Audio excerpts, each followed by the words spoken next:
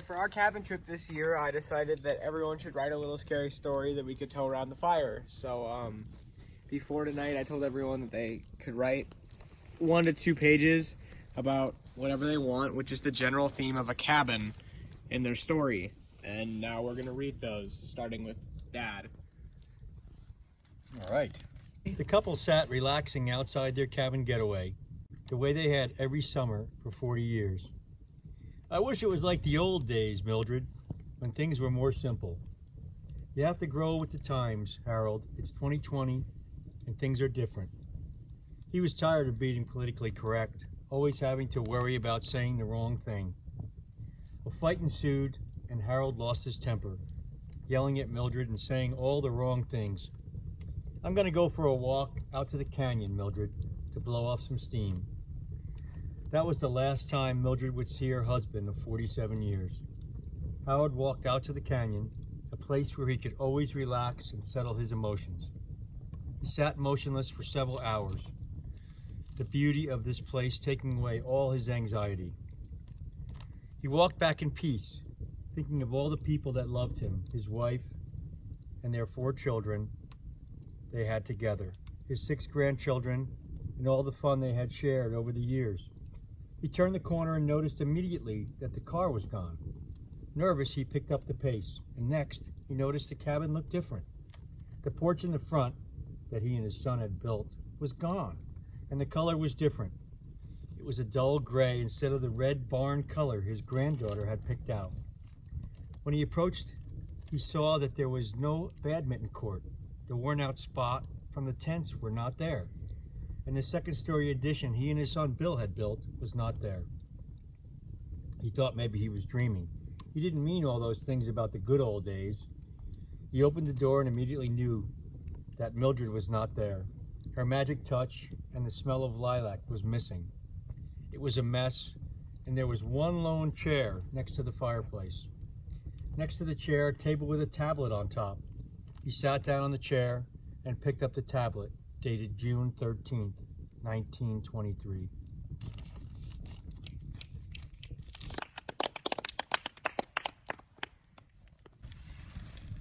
We were waiting outside of the trail.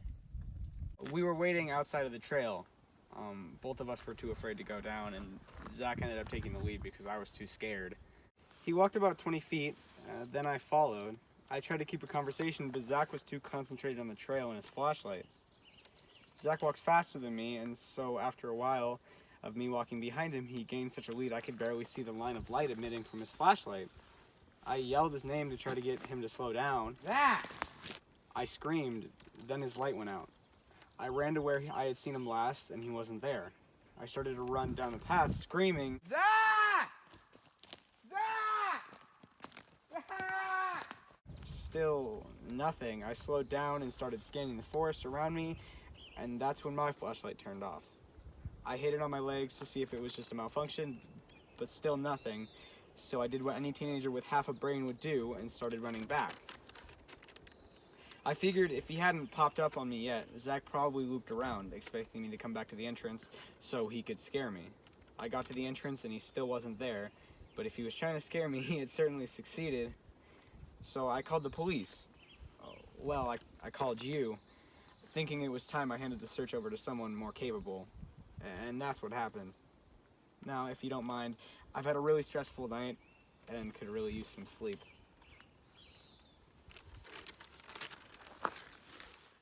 The boy drove back to his cabin, got changed, went into the forest, and got into his tent.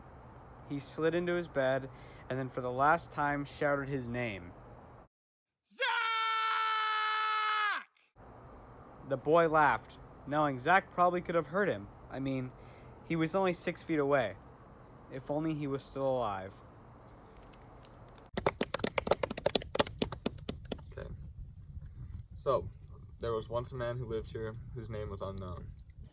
There are no records, pictures, or any signs of life, except the footprints. He disappeared mysteriously one night while he was taking a walk out behind the cabin on a small trail. Before he was gone, people nearby would see his shadows and footprints while they were hiking, but never his face. Once it was discovered that no one lived in the cabin, The bank bought back the property, and eventually you could rent it out. Families would stay for weeks on the estate, and every night was different.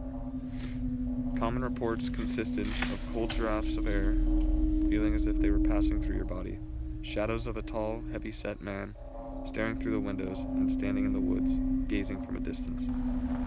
One night, a family of 3 were staying at the cabin, a mother, a father, and their 6-year-old child. Around 8 p.m., the father was cooking out on the porch, the mother was setting up the tents, and the little girl was left alone inside. As he was just about to throw another broth on the stove, the father heard a scream, and his little girl burst out of the cabin door. A couple minutes later, she woke up in her tent with her parents by her side. "What happened?" said Mom. "He hit me," the daughter replied. "Who hit you?" said the father. "The man with no face." The father burst out of the tent, grabbed his rifle, and headed into the cabin. It was dark and silent.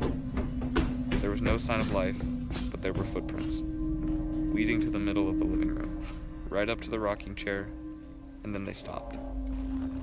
The family decided to pack up and leave. The police arrived that night and did not find anything but an empty cabin and boot prints in the dirt leading to the forest.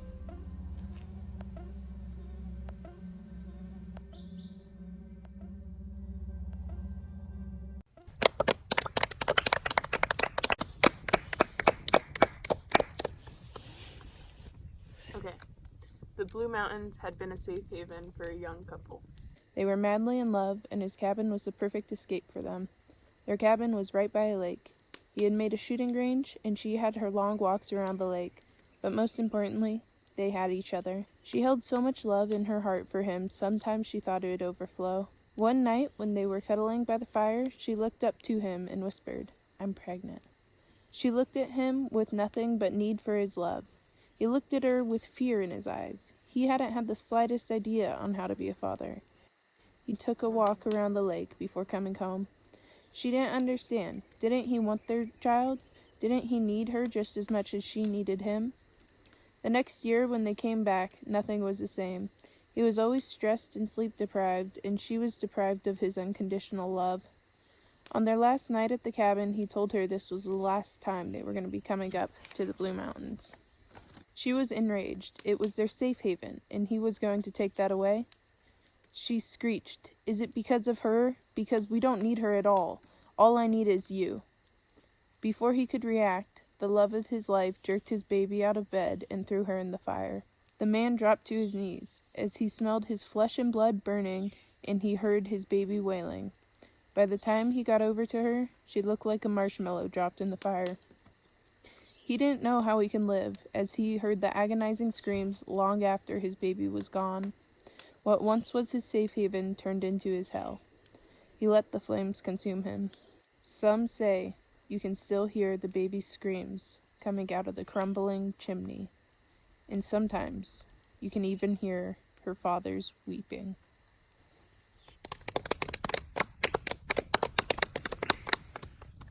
Okay, there is a folktale that has been among the Pendleton people for centuries. The tale says that the Navajo tribe had lived in Pendleton before it became a city. When settlers came to Oregon, they tried to get the Indians to go to Oklahoma, but they refused. The Indians made a deal with the settlers that said if they moved up to the Blue Mountains, they could stay in Oregon, and no harm would come to them.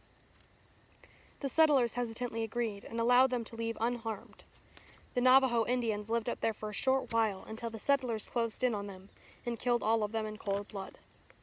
No one who lived in Pendleton wanted to believe it. Yet, no cabins have ever been built in the mountains. Then one day, a man who had just moved to Pendleton found out about the land. He didn't believe the stories one bit and took a trip up to the mountain to find a spot to build a nice log cabin. And off he went. Day and night he spent bringing up more and more wood until his beautiful cabin was built. It sat on the edge of a vast canyon, and at the bottom of that canyon ran a bubbling stream. He had finally finished the first cabin ever built in the Blue Mountains. That night, he made a fire in his new fireplace and started to read a book in a big, cozy armchair. He was starting to doze off until he heard a blood-curdling scream coming from somewhere in the mountain. He ran outside to see if he could identify where it was coming from. It seemed to be nowhere near him. He wrote it off as some animal and went into his bedroom to go to sleep. The moment he got into bed, another scream started, but from the opposite direction. He thought that this was a bit strange, but knew it was very likely two animals communicating. He laid back down, plugging his ears. While he slept, more and more screams erupted, almost surrounding his cabin in sound. He awoke as the sound became too loud to sleep through. There were so many screams that he couldn't identify a certain direction they were coming from. The sound was deafening. He ran out into the main room and he realized that all of his windows were vibrating. The sound continued to grow and it finally shattered the windows. The man was terrified. The sound seemed to be getting closer. He grabbed his keys and ran to the door, but the door was locked from the outside. He ran to the back door, and that one was locked as well. All of the windows still had sharp glass all around, but it was the only way out. As he climbed up, a strong wind blew him back to the ground. He didn't know what to do. Suddenly, he saw fire outside the windows. He had no way of escaping. The screaming only got louder until the cabin was burnt down. Only then the screaming finally stopped. No one in town saw the man again. He proved to them that the folk tales were true, and that you should never make deals that you didn't intend on keeping. Okay, so every summer a couple goes up to their cabin. They wanted to all go up and surprise their son Jimmy with a birthday weekend at the cabin. It was his favorite part of the whole year. They had the best gift for him up there and everyone was super excited to give it to him. The first night they were there, Jimmy slept on the couch. He heard loud banging a little ways from the cabin, but he just didn't care. The next morning, he asked his parents about the banging and they didn't know anything of it. They told Jimmy tonight was the night he was getting his birthday gift. Jimmy was super excited the whole day, and he was trying to burn off some energy, so he went to the shed. He found a dirty shovel with fresh dirt on it. He took it inside and asked his parents about it. They told Jimmy they were planting flowers earlier in the day. Jimmy was still super excited and full of energy. He couldn't sit still, so his parents told him to take a nap. He went and laid in his parents' bed, and the door slammed behind him closed. He woke up abruptly to the same banging sounds again, but when he went to see what it was, he couldn't get out of the room because something was blocking it from the other side. He threw all his weight against the door, but it still wouldn't open. He stepped back to take another go at it. Out of nowhere, he heard a sound click, and the door slowly opened. It was his grandparents telling him it was time for his gift. Jimmy was confused because it was dark out and he didn't know why they were walking into the forest, but he went along with it. They got to the spot, and he saw a big hole with a tarp on it. He slowly opens the tarp and notices nothing inside of the hole. He tried to run, but his grandparents grabbed him and shoved him into the hole. The last thing he heard before the tarp was put over the hole was, "Happy birthday, sweetie."